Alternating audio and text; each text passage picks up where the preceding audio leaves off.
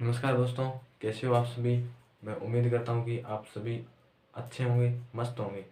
तो जैसा कि आप सभी को पता है कि अपन राजस्थान कला एवं संस्कृति पढ़ रहे हैं, और राजस्थान कला एवं संस्कृति हम दुर्गों का पाठ लेके चले थे, जिसमें हमने दुर्गों का इंट्रोडक्शन और दुर्गों में चित्तौड़गढ़ दुर्ग और गागरोन का किला और मैसूर का दुर्ग पढ़ लिया। आज अपन पढ़ेंगे रणथंभौर दुर्ग। रणथंभौर दुर्ग।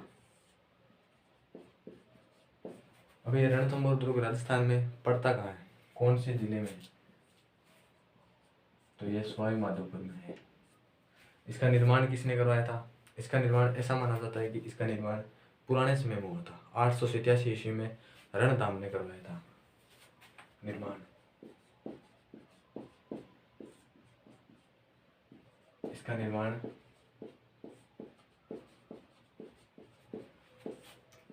पुराने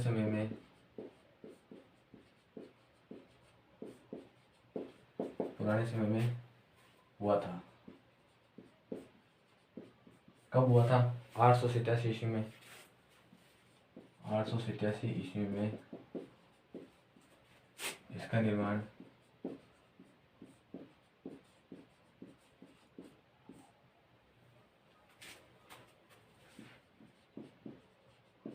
रणदाम ने करवाया। फिर बात आती है कि इस जैसे ये दुर्ग है, ये इस दुर्ग में 6 दरवाजे थे, 6। और यहाँ पे एक दुर्ग बना हुआ था। इस दुर्ग का नाम था जाइन दुर्ग। अगर रणथंभौर दुर्ग को जीतना है तो सबसे पहले जाइन दुर्ग को जीतना पड़ेगा, फिर ही आगे बढ़ना पड़ेगा। जाइन दुर्ग को जीत कर ही हम इसको रणथंभौर को जीतेंगे। इसलिए जाइन दुर्ग को कुंजी बोलते हैं, रणथंभौर दुर्ग की कुंजी। इसलिए मैं आपको सही लैंग्वेज में लिखवा दूँ इसको आपको।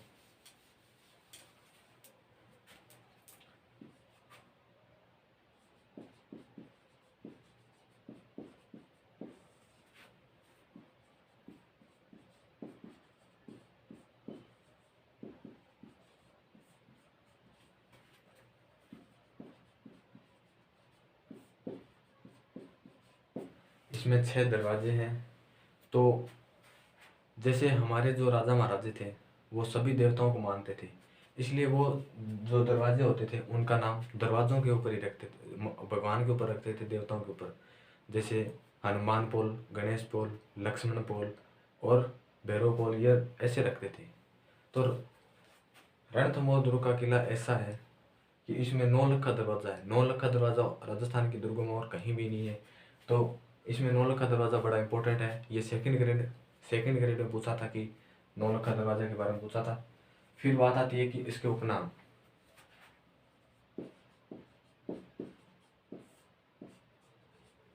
तो इसका उपनाम है चित्तौड़ का छोटा भाई, दुर्गाधीराज और हमीर की आन बान शान का प्रतीक। चित्तौड़ का छोटा भाई और दुर्गाधीराज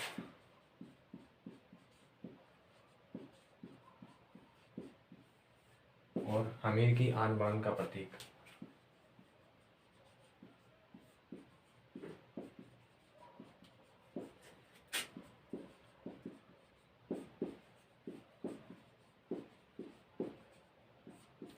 उतारो आप इसी को, फिर अपन आगे बात करेंगे।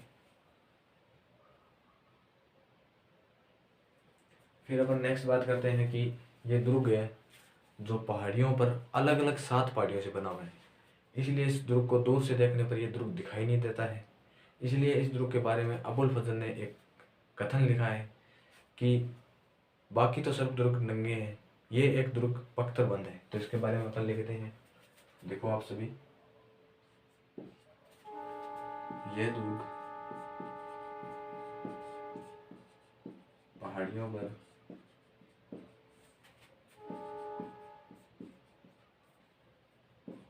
अलग अलग 7 पहाड़ियों से घिरा है।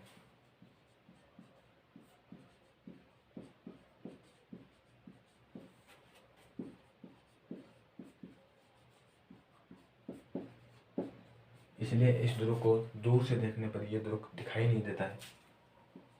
इसलिए यह दुर्ग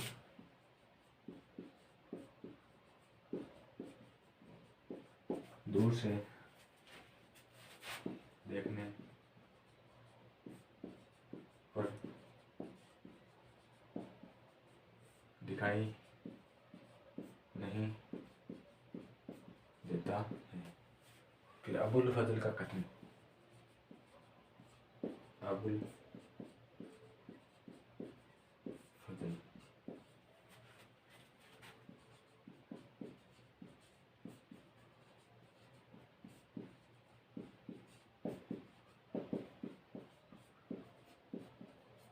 बाकी सब दुर्ग नंगे हैं, यह दुर्ग बख्तरबंद है। यह दुर्ग बख्तरबंद है। अबुल फजल ने कहा बाकी सब दुर्ग तो नंगे हैं, ये दुर्ग बख्तरबंद है। ये दुर्ग पहाड़ियों पर अलग अलग 7 पहाड़ियों पर बना हुआ है, इसलिए ये दुर्ग दिखाई दूर से देखने पर दिखाई नहीं देता है। इसको उतारो आप। फिर अपन आगे नेक्स्ट चलते हैं। फिर अपन नेक्स्ट बात करते हैं। तो जैसे रणथंभौर दुर्ग में तराइन के तृतीय युद्ध के बाद 1192 ईस्वी के पश्चात पृथ्वीराज तृतीय के पुत्र गोविंदराज ने क्या किया था? गोविंदराज ने चौहानों की वंश की नींव रखी। ठीक है, चौहानों की वंश की नींव रखी, जिसमें चौहानों के वीर और पराक्रमी शासक कौन था? हमीर था। तो लिखो अब इसको, मैं दिखाता हूँ आपको।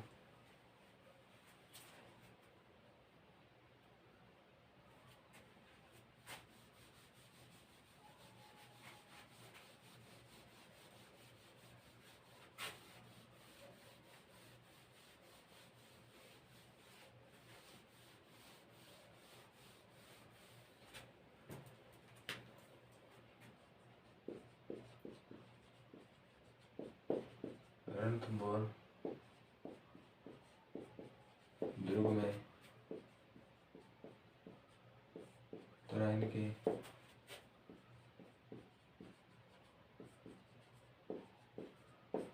तृतीय युद्ध कब हुआ था? 1192 में के पश्चात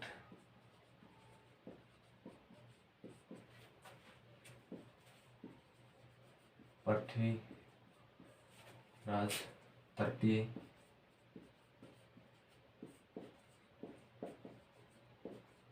के पुत्र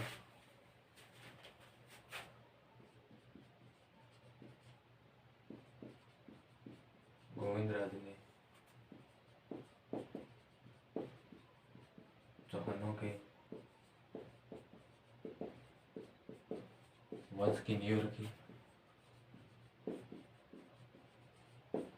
तथा इनमें चौहानों में वीर और पराक्रमी शासक कौन था? हमीरदेव चौहान था। इसमें वीर पराक्रमी राजा शासक हमीर था।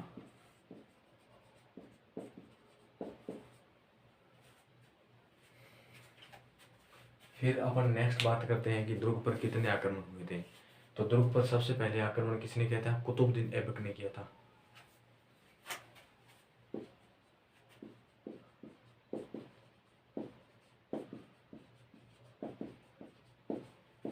सबसे पहले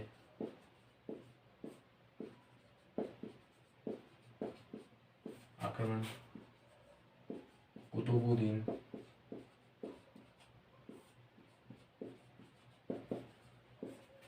ऐबक ने किया। फिर नेक्स्ट बात करते हैं। तो 1292 और 93 में जलालुद्दीन ने इस दुर्ग पर आक्रमण कर लिया, लेकिन भाई साहब दुर्ग जीत नहीं पाए तो उसको वापस भी जाना था, क्योंकि बहुत ज़्यादा टाइम हो गया था भाई।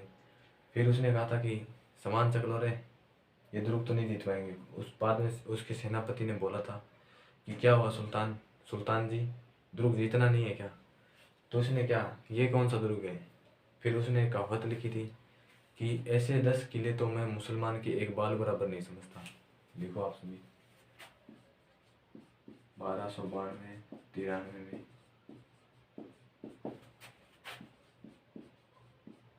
जलालुद्दीन ने आक्रमण किया।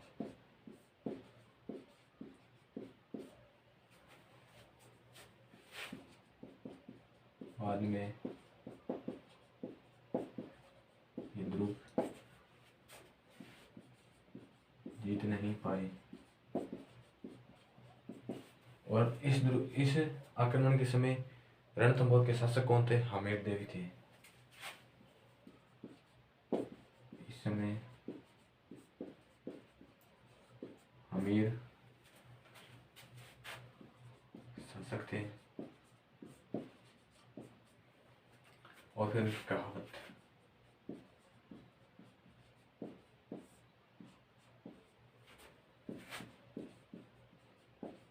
जैसे 10 किलों को मैं मुसलमान के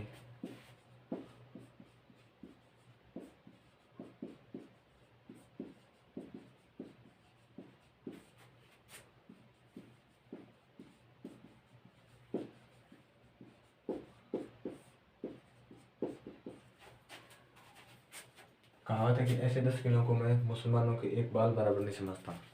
जैसा कि अब इस बंदे ने ये दुर्ग जीत नहीं पाया, तो इसने इसी में कमी निकाल दी कि ये दुर्ग क्या है, ये कौन सा दुर्ग है, नॉर्मल है। तो ऐसे ही आपको अगर कोई चीज़ ना मिले तो आप उसी में गलती निकाल दो। क्या होता है, टेंशन लेने से क्या होता है? कुछ नहीं होता। आप उसी में गलती निकाल दो कि उसकी किस्मत ऐसी थी जो मैं नहीं मिला उसको। उतारो आप इसको, आगे बात करते हैं।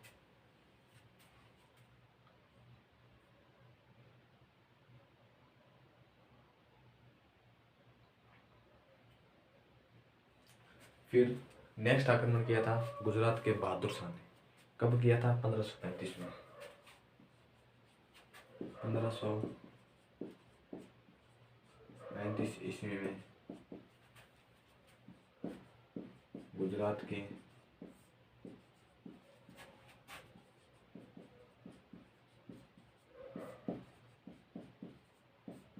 बहादुर शाह ने अधिकार किया।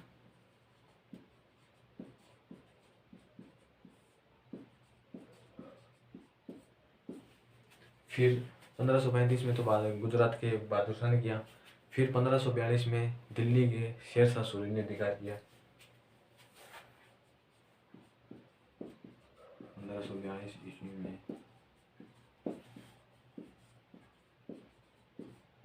दिल्ली के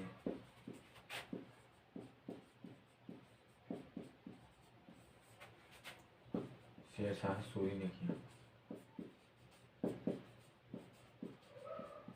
आप इसको उतारो, मैं साइड में हो जाता हूँ, आप स्क्रीन शॉट ले इसको उतारो।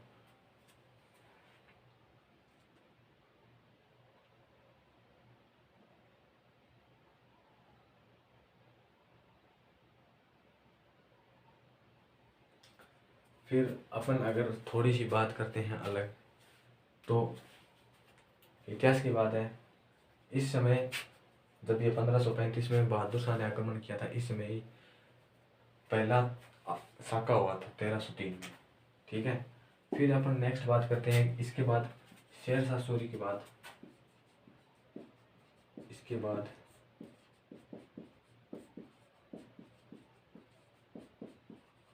शेरशाह, इसके बाद सुरजनहाड़ा का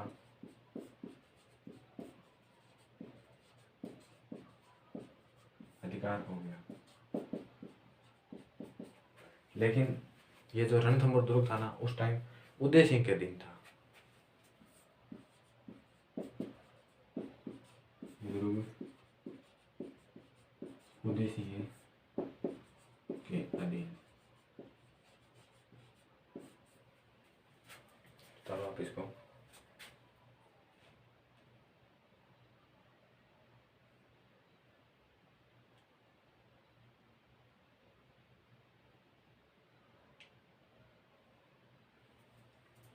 फिर नेक्स्ट बात करते हैं तो जैसे 1569 में 69 में अकबर ने इस दुर्ग पे आक्रमण कर दिया, जो कि अकबर 1568 ईस्वी में चित्तौड़ पर आक्रमण कर लिया था और ये दुर्ग उदय सिंह के अधीन था। ठीक है। फिर बाद में इस 1569 में जब इन्होंने रणथंभौर पर आक्रमण किया तो उस टाइम मानसिंह कौन था, जो चित्तौड़ में हल्दी घाटी के युद्ध में लड़ने गया था, और वो भगवंत के पुत्र। उन्होंने जो मानसिंह थे वो पहली बार इस अभियान में उनके साथ आए थे। किसके साथ? अकबर के साथ आए थे पहले अभियान में। और जो सुरजनहाड़ा और अकबर के मध्य जो भी संधि हुई ना, उसमें उनका मानसिंह का बड़ा ही योगदान रहा था। आप इसको लिखो। और अकबर ने 1569 में इसका जो इस दुर्ग पे अधिकार किया था वो सवाद से किया था। वो सवाद क्या होता है वो अपन नेक्स्ट जब लिखेंगे तब मैं आपको बता दूंगा। आप इसको उतार लो, मैं वो बताता हूँ आगे।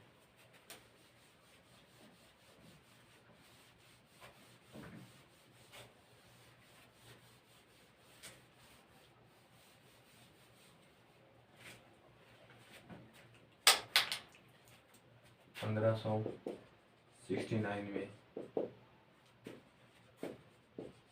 अकबर ने आक्रमण किया। इस दुर्ग पर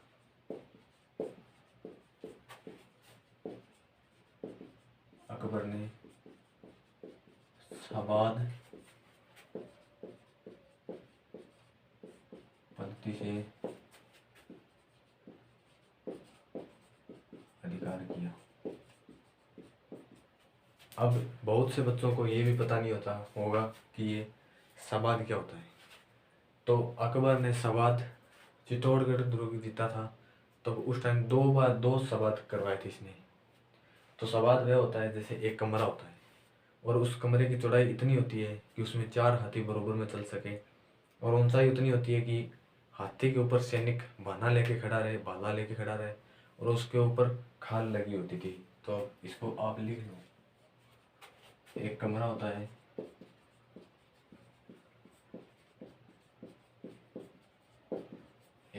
है, उसकी चौड़ाई इतनी होती है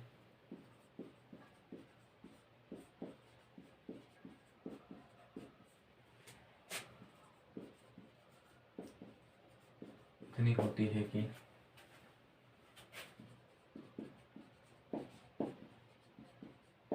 4 हाथी बराबर में चल सके, और ऊंचाई उतनी होती है कि हाथी के ऊपर सैनिक भाला लेके खड़े रहे।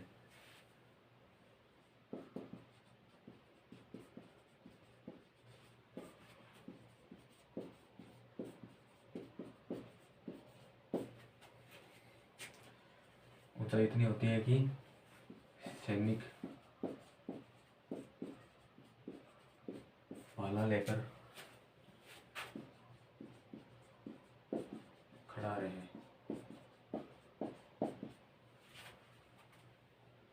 और छोड़ो, फिर अपन नेक्स्ट बात करते हैं। तो जैसे आपको मैं बता दूं कि एक मरादा होती है और एक मगरनी होती है। मरादा और मगरनी।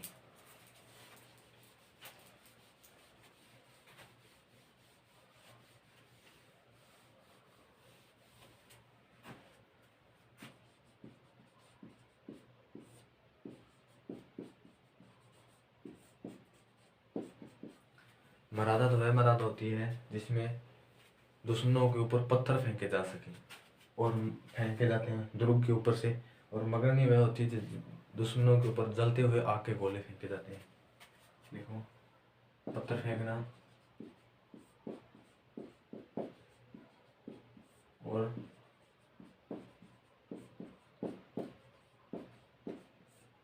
जलते हुए आग के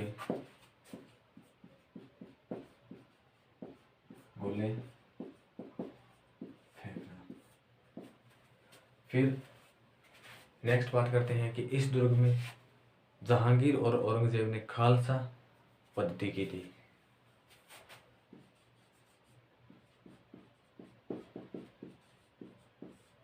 महावीर और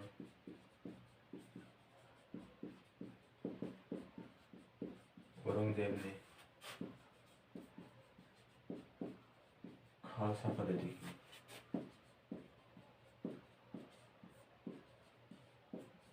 अब मैं आपको बता दूं कि इस खालसा का क्या मतलब होता है। खालसा का ये मतलब होता है कि जैसे सीधा केंद्र का अधिकार हो, राज्य का नहीं, सीधा केंद्र का अधिकार हो, सीधा केंद्र का अधिकार हो।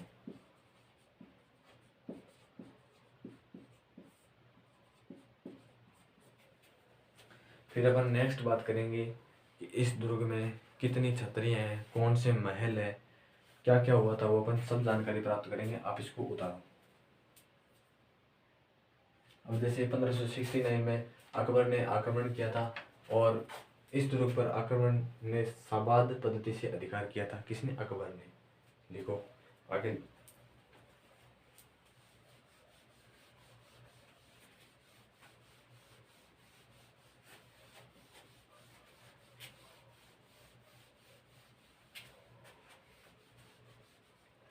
इस दुर्ग में एक 32 खंभों की छतरी है। तो वो छतरी किसने बनवाई थी, क्यों बनवाई थी, उसे क्या कहते थे, इसलिए सब बता देता हूँ कि 32 खंभों की छतरी हमीर देव ने अपने पिता जेतर सिंह की याद में बनवाई थी। और इसको 32 खंभों की छतरी इसलिए कहा जाता है कि क्योंकि जेतर सिंह ने 32 वर्षों तक शासन किया था। और इस छतरी को न्याय की छतरी भी कहते हैं, क्योंकि इस छतरी के ऊपर बैठ कर राजा न्याय करते थे, इसलिए इसको न्याय की छतरी कहते हैं। 32 खंभों की छतरी हमीर देव ने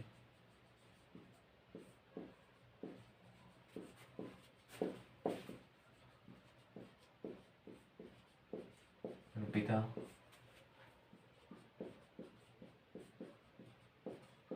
जेतर सिंह की याद में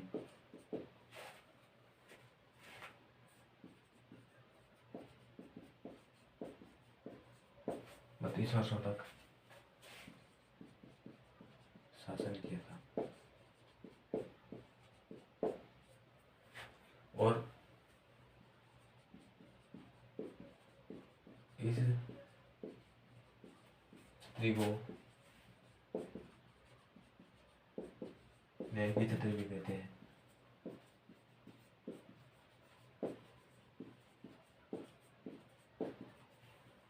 इस द्रोह को न्याय की छतरी इसलिए कहते थे क्योंकि इस पर राजा बैठ के न्याय करते थे। ये छतरी ऐसी होती थी जैसे ये, फिर इस पे 1 2 3 4 5 ऐसे करके ये 32 खंभों की छतरी थी।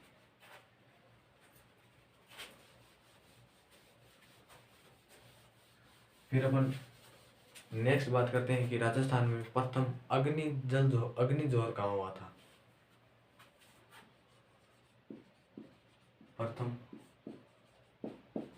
अग्नि जोहर तो ये पद्मिनी ने किया था। पद्मिनी कौन थी? चित्तौड़ की रानी और रतन सिंह की पत्नी। 1303 चित्तौड़ का तीसरा सागा, सॉरी पहला सागा। 1303 ईस्वी में पद्मिनी ने, उतारो आप इसको।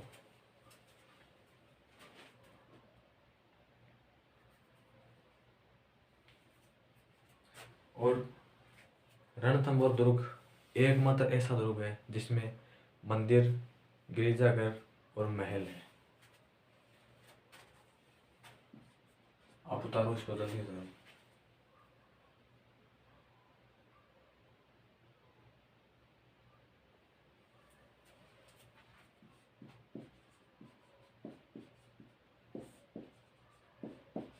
एकमात्र दुर्ग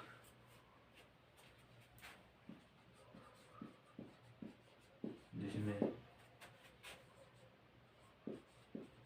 मंदिर, मस्जिद और गिरजाघर है।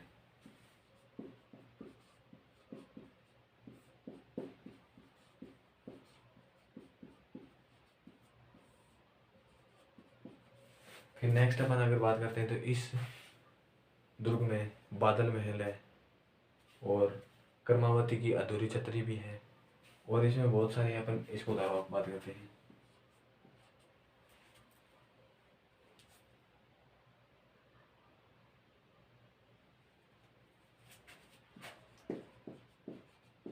इसमें हमीर महल,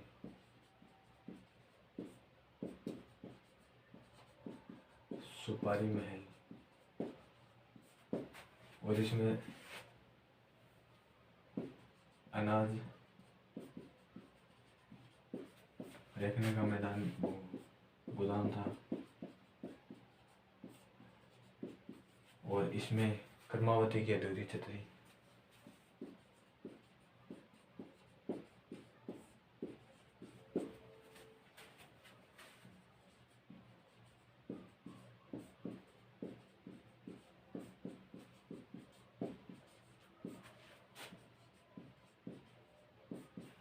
देखो, अमीर महल है, सुपारी महल है, बादल महल है, और रानी कर्मावती की अधूरी छतरी है। कर्मावती कौन है? वही है जो दूसरे साके में हुई थी, दूसरा।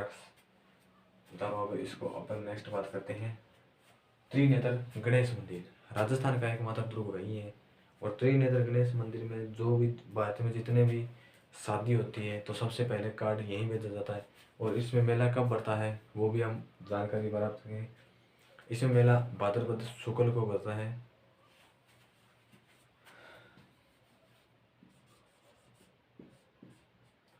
अब उसको उतारो।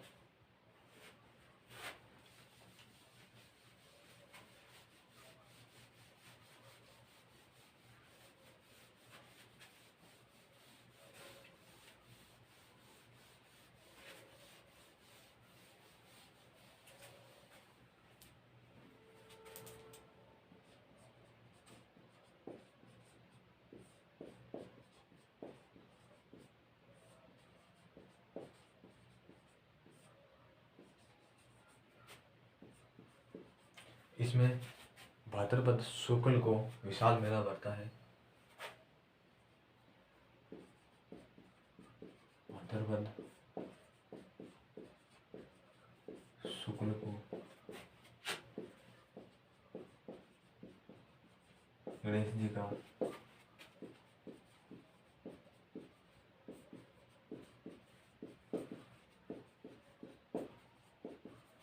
और भारत में जितनी भी शादी होती है उसके जो पहला कार्ड होता है, प्रथम कार्ड वही आता है।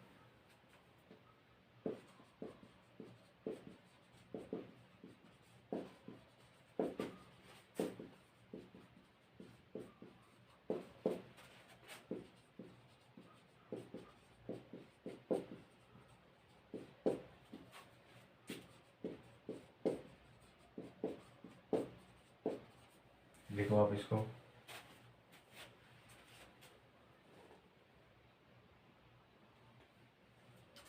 फिर अगर अपन बात कर ले कि राजस्थान में बाजना मंदिर कहाँ है और शेर पर बैठा जो मंदिर है गणेश जी का वो कहाँ है। देखो आप इसको, बाजना मंदिर और शेर पर बैठा मंदिर। बाजना मंदिर तो सिरोही में है और शेर पर बैठा ये बीकानेर जूनागढ़ किले में है। बीकानेर जूनागढ़। जूनागढ़ में 33 करोड़ देवी देवताओं के भी मंदिर है। फिर अगर अपन नेक्स्ट बात करें तो शिव मंदिर।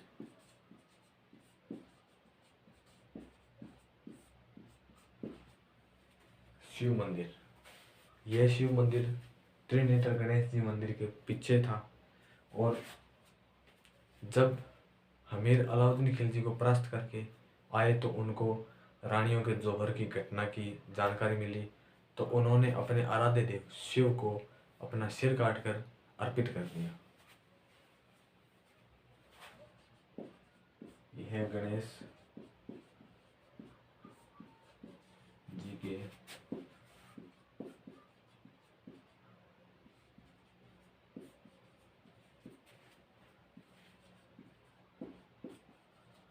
पीछे अवस्थित था।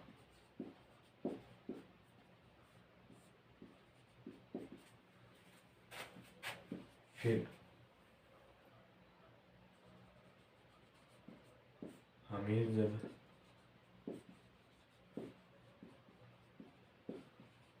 अलाउद्दीन को हरा कर आए तब उनको रानियों के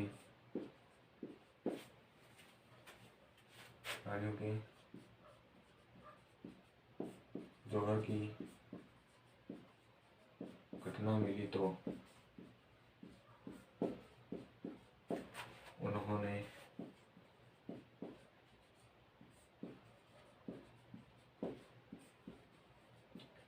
अपने आराध्य देव शिव को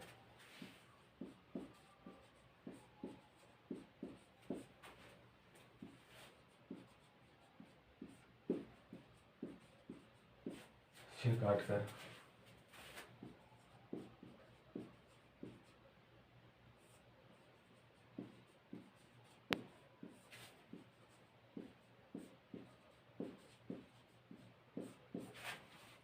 तो लिखो आप इसको। शिव मंदिर कहाँ है? ये गणेश जी मंदिर के पीछे है।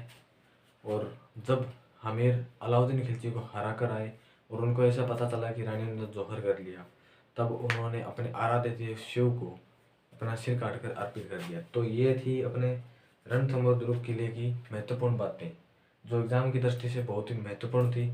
और आपको पता है कि राजस्थान पुलिस, ग्राम सेवक, पटवार आदि में दुर्गों से और कल्चर से मतलब ऐसे बहुत सारे प्रश्न पूछे जाते हैं। तो अपने रणथंभौर दुर्ग की अपनी बात कर ली। अब अपन नेक्स्ट क्लास में दूसरे दुर्ग लेके आएंगे। तब तक आप बने रहिए और आप कमेंट करके बताइए कि आपको क्लास लगी कैसी लगी। अगर कोई प्रश्न पूछना हो तो कमेंट करके हमें बताइए। और तब तक के लिए बने रहें। जय हिंद, जय भारत।